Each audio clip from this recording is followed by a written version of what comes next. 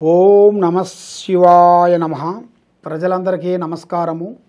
2025 July మాసం తులరాశి ఫలితాలు. ఈ తులరాశిలో ఉండవలసిన వాళ్ళందరికీ అదృష్ట జాతకం ఎలా ఉంది, గృహ జాతకం ఎలా ఉంది, ఉద్యోగ లక్షణం ఎలా ఉంది, సంతాన లక్షణం ఎలా ఉంది, మరి ప్రేమ సమస్య ఎలా ఉంది అనేది ఈ తులరాశి ఫలంలో ఎలా ఉందో అనేది ఇప్పుడు తెలుసుకోబోతున్నాం. జీవితము, స్థానము, ప్రయోగము, యోగము, నక్షత్రము, స్థానబలం. స్థానబలం అనగా ఇల్లు కట్టుకోవటం. అంటే ఎన్నో రోజుల నుంచి రెంట్ ఇంట్లో ఉంటూ ఎన్నో రోజుల నుంచి కష్టపడుతూ ఎన్నో రోజుల నుంచి ఇబ్బంది అయిపోయి ఇప్పుడు వాళ్ళ మనసులో అనుకున్న కోరికలు నెరవేరే టైం వచ్చేసింది. ఎన్నో రోజుల నుంచి ఒక ఇల్లు కట్టుకోవాలి, ఒక ఇల్లు తీసుకోవాలి అన్న ఒక కోరిక ఫలించే టైం వచ్చింది. మరి ఈ తులరాశి వాళ్ళకి స్థానం అనేది పూర్తి కావాల్సిన యోగం అనేది అతి దగ్గరలోనే కనబడుతుంది. మరి పెళ్ళిళ్ళు, పెళ్లి సంబంధాలు మంచి విజయంగా కనబడుతున్నాయి. దాంట్లో ఎలాంటి ఇబ్బందులు అనేదేం లేదు. మరి విద్యార్థులకి మంచి విద్య, విదేశాల ప్రయాణం వాళ్ళకి చాలా వరకు బాగుంటుంది.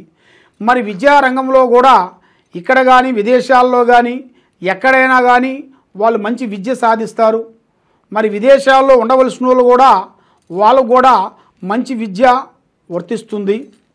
మరి పెండింగ్ పనులు, ఎన్నో రోజుల నుంచి ఆగిపోయిన పనులు చేతికాడకు వచ్చి ఆగిపోయినాయి. ఇస్తానన్న వాళ్ళు ఇవ్వకోకుండా పోవటం, సాకారం చేస్తానని చెప్పి వాళ్ళు కొంచెం బ్రేక్ కావటం, కొంతమంది ఉద్యోగం ఇప్పిస్తానని చెప్పి అది కూడా దగ్గరకు వచ్చి ఆగిపోవటం.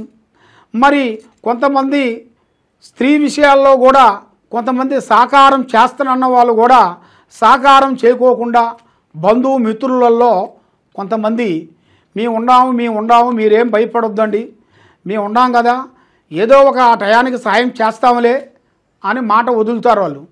మనం ఆ మాటని పట్టుకొని అబ్బా మన వాళ్ళు మన టయానికి హెల్పింగ్ చేస్తారులే అని ఒక ఆశ అనేది మనలో ఉంటుంది. కాబట్టి ఆ ఆశకి మనం కొంచెం జాగ్రత్తగా ఉండాలి. ఆశ ఉండాలి, అతిగా ఆశ ఉండకూడదు. ఆశను బట్టి మనం పాలు కావాలి. మరి ముఖ్యంగా ఆరోగ్య సమస్యలు కొన్ని కనబడుతున్నాయి. ఆరోగ్య సమస్యల వల్ల కొంత జాగ్రత్త పడాలి. మరి ఉద్యోగస్తులకి ఉద్యోగ ప్రయత్నాలు చాలా వరకు అద్భుతంగా కనబడుతున్నాయి. ఈ నెల 15వ తారీఖు నుంచి మంచి ఉద్యోగ విశేషాలలో మీరు ఏది అనుకుంటున్నారో ఆ ఉద్యోగాలు మీరు తప్పకుండా పూర్తి చేయాల్సిన యోగం అనేది మీకు కనబడుతుంది. మరి కొత్త పెట్టుబడులు మీరు కొన్ని పెట్టి కొంత బిజినెస్ కానీ కొంత పనులు కానీ చేయాలనుకుంటున్నారు. కానీ మీరు అధిగమించిన ఖర్చుతో చేయొద్దు. మీ స్థాయి ఎంతవరకు ఉందో అదే విధంగా చేయాలి. ఏం కాదులే అని మీరు భారెత్తున ప్రయత్నం చేశారనుకోండి, దానివల్ల చాలా చాలా చాలా నష్టపోయేది ఉంది. కాబట్టి మీరు చేసే కొత్త ప్రయత్నాలు మంచియే, కాబట్టి అవి మీరు మీ తాకత విధంగా చూసుకోండి. తాకత మించింది చేయొద్దు. కాబట్టి అధిక ఖర్చులు ఎక్కువగా కనబడుతున్నాయి. అధిక ఖర్చుల వల్ల చాలా వరకు కొంత ఇబ్బందులు అయ్యే మార్గాలు ఉన్నాయి. మరి ఇప్పుడు మీకు ఖర్చు ఇప్పుడు తగ్గించుకునేట్టుకైతే మీ ఫ్యూచర్లో వచ్చేసి గొప్పవాళ్ళు అవుతారు, ధనవంతులు అవుతారు, అభివృద్ధిగా వచ్చే మార్గాలు కూడా కొన్ని ఉన్నాయి.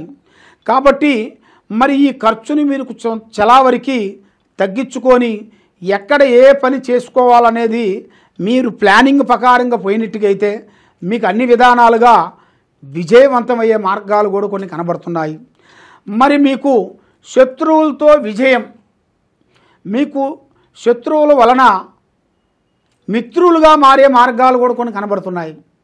కాబట్టి మీ మనస్తత్వం కూడా శత్రువు మీ దగ్గరికి వచ్చినా కూడా సాకారం చేసే మనస్తత్వం కలిగిన వాళ్ళు. ఈ తులరాశి వాళ్ళంటే శత్రువులు వచ్చినా కూడా వాళ్ళకి భోజనం పెట్టి వాళ్ళకి సాకారం చేసే మనస్తత్వం కలిగిన వాళ్ళు. ఎదుటివాడు బాగుండాలి, ఎదుటివాడికి ఏదో ఒక సాయం చేయాలి అన్న ఒక ఆలోచన ఎక్కువగా ఉంటుంది ఈ రాశి వాళ్ళకి. ఎవరైనా కానీ, బంధువు కానీ, స్నేహితులు కానీ, మిత్రుడు కానీ, మనకి తెలియని వాళ్ళు ఎవరైనా సరే మన దగ్గరికి వచ్చి ఒక సహకారం కోరారు అనుకోండి, అబ్బా మనకు ఒక సహకారం కోరాడు, వాడు బాధలు మనకు చెప్పాడు అనుకోండి, మనకు కూడా ఒక బాధాకరమైన ఫీలింగ్ అనేది మనకి ఏర్పడుతుంటుంది. ఆ ఫీలింగ్ వచ్చినప్పుడే అది మానవ ధర్మం, అది మానవ ధర్మానికి చెందిన మనిషి అంటారు. కాబట్టి ఆ ఫీలింగు మన దగ్గర ఎదుటివాడు బాధలు చెప్పేటప్పుడు ఆ ఫీలింగే లేనివాడు అది మనిషి జన్మే కాదు. కాబట్టి అది కూడా మీరు ఎక్కడ పోవాలా, ఏమి చేయాలా అనేది, ఎవరికి ఎంతంత సాయం చేయాలా అనేది కొద్దిగా మీరు తగ్గించుకునేట్టుకైతే భగవంతుడు ఇచ్చినంత వరకు పెద్దవాళ్ళు ఇచ్చిన ఆస్తులు కానీ, పెద్దవాళ్ళు ఇచ్చిన వస్తువులు కానీ అవి మనం కాపాడుకోవాలి. అవి కాపాడకుండా మన స్వార్థం ప్రకారంగా అది అందరికీ ఇచ్చుకుంటూ పోతే మీ పని అధోగతే పాలు కనబడుతుంది. మరి దైవం మీద నమ్మకం లేని వాళ్ళు కూడా ఆ భగవంతుడు నమ్మకం అనేది మీకు కలిగే సిచ్యువేషన్లు కొన్ని కనబడుతున్నాయి. కాబట్టి మరి ఆ నమ్మకం అనేది మీకు ఎక్కువగా మీకు ఉండాలంటే మీరు దైవ అనుగ్రహాన్ని పొందాలి. దైవ అనుగ్రహాన్ని పొందాలంటే మనం ఎప్పుడు పడితే అప్పుడు చేసేది కాదు. దానికి ఒక టైము, ముహూర్తము, వేళ విశేషం అనేది ఉంటుంది. అదేవిధంగా మరి ఆ వేళ విశేషాన్ని బట్టి, ఆ టయాన్ని బట్టి మీరు నడవాలి. మరి మీ జాతక యోగంలో చూసుకుంటే తీర్థయాత్రలు కూడా వెళ్ళాల్సిన యోగం కూడా మీ జాతక యోగంలో చాలా వరకు కనబడుతుంది. మరి మీకు జాతక యోగంలో చూసుకుంటే విందు వినోదాలు చాలా వరకు బాగుంది, వెళ్తారు. శుభ కార్యక్రమాలు, శుభ పనులు విజయవంతమయ్యే మార్గాలు కొన్ని కనబడుతున్నాయి. కాబట్టి మీకు మేనుగా బంగారం అదృష్ట యోగం అంటారు. మీకు బంగారం దొరికే ప్రాప్తి కనబడుతుంది. ఒక స్త్రీ నుంచి అదృష్ట యోగం అనేది మీకు పట్టబోతుంది. కాబట్టి మీరు ఏ కార్యక్రమైనా కానీ, ఏ పని అయినా కానీ పెద్దవాళ్ళ ఆశీర్వాదం ఇంపార్టెంటు. కాబట్టి మీరు ఏ గుడికి వెళ్ళినా, ఎక్కడికి పోయినా కూడా మీరు పోయే పనులు ఎవరికి చెప్పి చేయొద్దండి. పార్ట్నర్షిప్ అనేది ఎక్కువగా ఉండకూడదు. ఏదైనా సరే లిమిట్ ఉండాలి. లిమిట్ మించి పోయారనుకోండి చాలా వరకు ప్రమాదంలో పడే మార్గాలు కొన్ని కనబడుతున్నాయి. కాబట్టి మీరు చేయాల్సింది దుర్గా అమ్మవారిని పూజించాలి. శ్రీ కనక దుర్గా అమ్మవారిని పూజించాలి. ఆ అమ్మవారు ఆరాధన మీరు చదవాలి. ఆ అమ్మవారు ఆరాధన మీరు చదివినట్టుగైతే ఆ అమ్మవారు లలిత సహస్రనామం ఆ అమ్మవారిది మీరు చదివినట్టుగైతే మీకు చాలా వరకు మనశ్శాంతి, లక్ష్మీ శాంతి, గృహశాంతి ఉంటుంది. కాబట్టి మరి మీరు ఎక్కడెక్కడో వెళ్ళి జ్యోతిష్యం చెప్పించుకొని ఇబ్బంది పాలైపోయి బాధపడుతూ ఉన్నారా?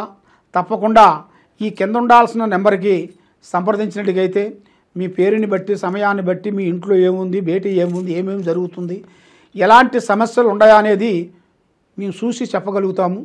కాబట్టి మీ ఇంటి మీద, మీ మీద, మీరు చేసే వ్యాపారాల మీద, బిజినెస్ మీద ఎలాంటి దోషాలు ఉన్నా కూడా మేము నరదిష్టి తగలకుండా కొన్ని తాయితలు, యంత్రములు, కొన్ని వనమూలికలు పూజా బలం చేసి మీ పేరు బలంలో మీకు పంపిస్తుంటాము. మీకేమన్నా ఇంట్రెస్ట్ అనేది ఉంటే తప్పకుండా మమ్మల్ని సంప్రదించండి. సర్వో జనా సుఖినో భవంతు. ఓం నమః శివాయ నమః.